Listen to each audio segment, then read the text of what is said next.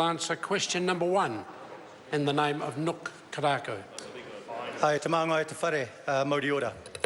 My question, sir, is to the Minister of Finance. What do Treasury's budget 2016 forecast show about the outlook for the economy, and how does this translate into more jobs and higher wages for New Zealanders? The Honourable Bill English.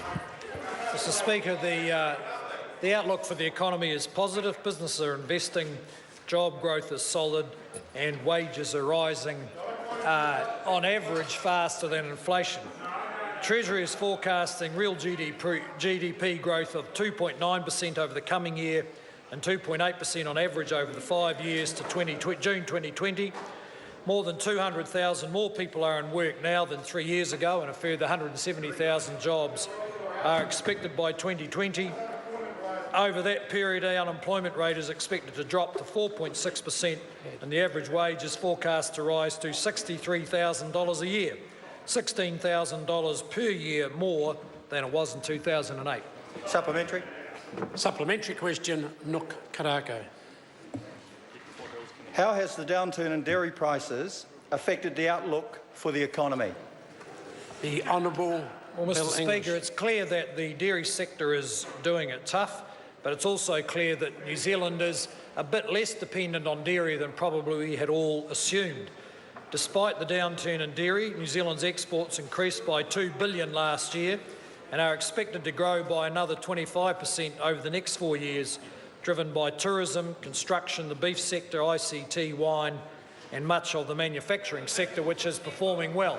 But there's no doubt when dairying does better, New Zealand does better, and the faster growth in exports forecast in 2018, 19, 20 is driven to some extent by an improvement in dairy prices. Supplementary question, David Seymour. How much extra money will the government take from income taxpayers due to bracket creep over the coming 4 years? The Honourable Bill English. Well, Mr Speaker, I can't give you the member the details about that. What I can say, though, is that at a time of relatively low inflation, the term for that fiscal drag is probably slower and lower than it's been for some time. Supplementary question, Nuk Korako. Kia ora, sir. What is the outlook for surpluses and debt repayment, given the government's continued focus on responsible fiscal management?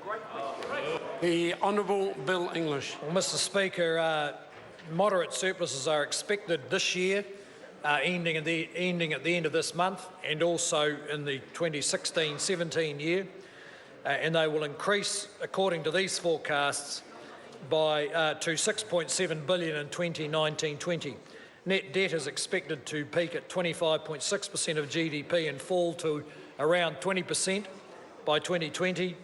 This gives us more room to support New Zealanders if we face another economic shock and natural disaster, and also means that New Zealanders who are dependent on government for support know that the government's books are stable and in good shape, and therefore their support is secure. Supplementary. Supplementary question, David Seymour.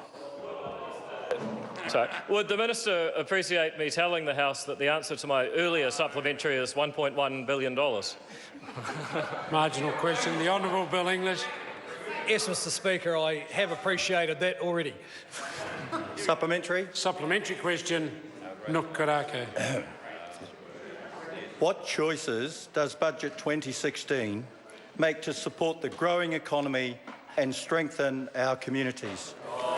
The Honourable Bill English. Well, Mr Speaker, there was 4 main packages. Innovative New Zealand, that delivers $761 million over 4 years for science, skills and regional development, backing our innovators, scientists and entrepreneurs.